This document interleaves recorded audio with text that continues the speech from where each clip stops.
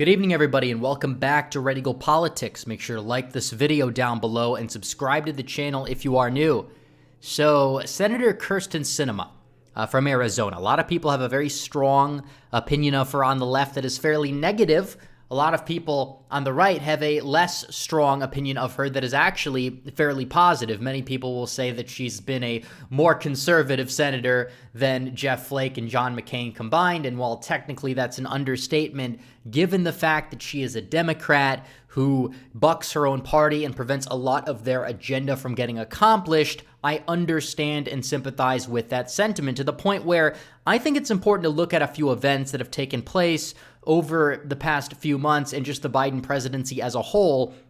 Combine that with new recent developments in polling and look at the elephant in the room that nobody is exactly talking about. The elephant in the room is, will Kyrsten Sinema actually switch parties? And I believe she will.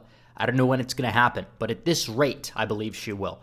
If the Republicans retake the Senate after the midterms, she very well could do so to save her own political career, and I'm going to analyze why. But first, I do have to tell you guys about my friends over at my Patriot Supply. Folks, the world is literally becoming unhinged. Supply chains are breaking down, and critical shortages are showing up left and right. People sense that the other shoe is about to drop. They're ordering emergency food like crazy, which means you should too before you can't get any. And I'm talking about the high-quality emergency food you get from My Patriot Supply. They're the nation's leading preparedness company, and they've served millions of American families. Now they want to help you by giving you $100 off their best-selling 3-month emergency food kit. This food stays fresh for up to 25 years in proper storage, so it will be there whenever you need it. And the meals in this food kit average over 2,000 calories a day. So don't wait. Go to preparewithredeagle.com and claim your 3-month emergency food kit while you still can. You'll save $100 per kit if you act now. That's preparewithredeagle.com. There continues to be a surge of orders, so make sure yours is one of them. Once again, preparewithredeagle.com. So I think it's important we look at Kyrsten Sinema's voting record in Congress so far, at least in terms of the Senate, looking and seeing where she's voted pretty much ever since she's been in the Senate. And I will say this, yes, on certain issues, she aligns entirely with the left. When it comes to issues such as funding for Planned Parenthood, she also voted for both Donald Trump impeachments. However, a lot of that could be hindsight when it comes to saving somebody's political career, just like Jeff Van Drew switched parties over to the Republican Party to essentially save his career. Sinema is the furthest right ideological senator that is a Democrat right now. She is to the right of Joe Manchin. She's also to the right of two Republicans, Susan Collins and Lisa Murkowski. And she's roughly almost as right-wing as somebody like Rob Portman, who is the Republican senator of the state of Ohio. So you can see this here. When it comes to issues like immigration and to a lesser extent gun control, she tends to buck her own party consistently. And part of this is because she knows that she is in a very competitive state. She knows that the state is not trending perma-blue, as a lot of other people on the left believe. But at the same time, she also is not even up for re-election right now. So why is she even voting like this? I mean, you look at somebody like Mark Kelly, who was also considered to be a fairly moderate Democrat, roughly nowhere to be found out here. So what it tells you is that Sinema is an authentic bipartisan. Is she really that moderate in terms of what she personally believes? I mean, there's a lot of things in her past that have indicated otherwise. Obviously, she was a very, very pro-abortion activist back in the day. But it really won't matter at the end of the day, in my opinion, because as a politician, you have to cave into the pressures in order to get elected. That's all politicians want, is to be reelected. And the polls show that Kyrsten Sinema cannot be reelected. She's poised to lose a Democrat primary convincingly. I mean, you look at this poll that they put out there. In fact, it took 5 candidates challenging her just so she would even have a chance at defeating Ruben Gallego. If Ruben Gallego runs, he'll probably get the Democrat primary, because the Democrat Party in Arizona is kind of similar to the one in Nevada, and nobody really talks about it.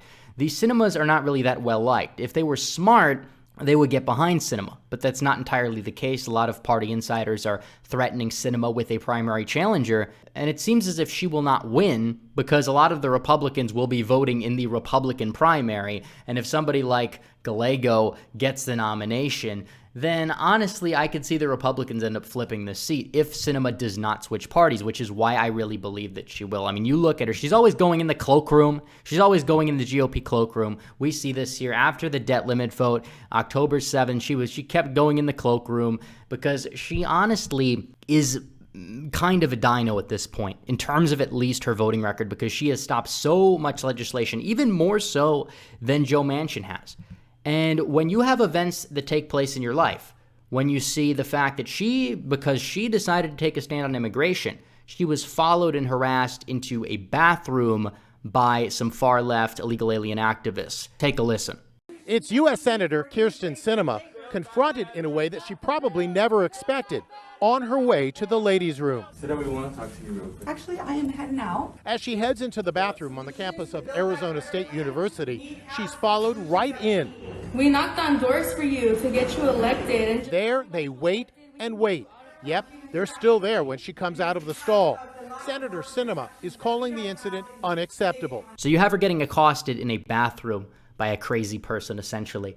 And this is really where she is right now. And I don't really feel bad for her, honestly. The whole base cinema meme, it's kind of dumb. Like, yeah, she does block legislation. I give her credit for that. But at the same time, she needs to understand that if she's real, she will switch parties, because this stuff is going to continue to happen to her consistently.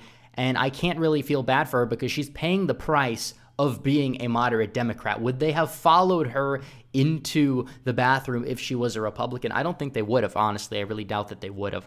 But Sinema, because she's a reasonable, 1990s Democrat in 2021, that is the price you pay right now.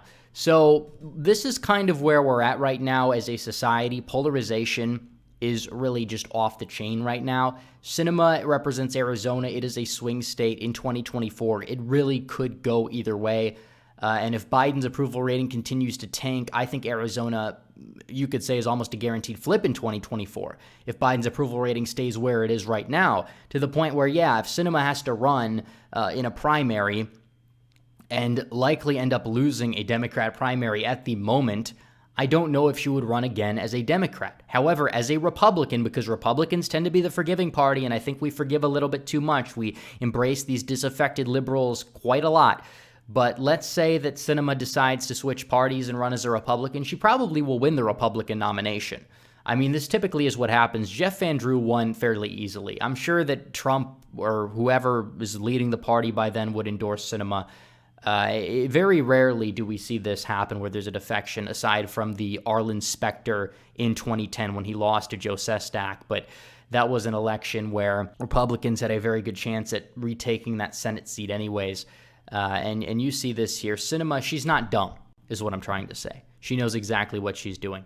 And for that reason alone, I really do believe that she will end up switching parties.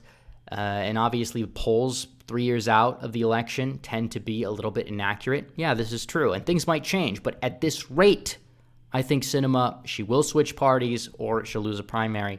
And that's where we're at right now. So anyways, guys, thanks for watching this video. Please like this video down below, comment down below, and subscribe to the channel. Hit the bell for notifications so you never miss another video. Follow me on social media. The links are all in the description below.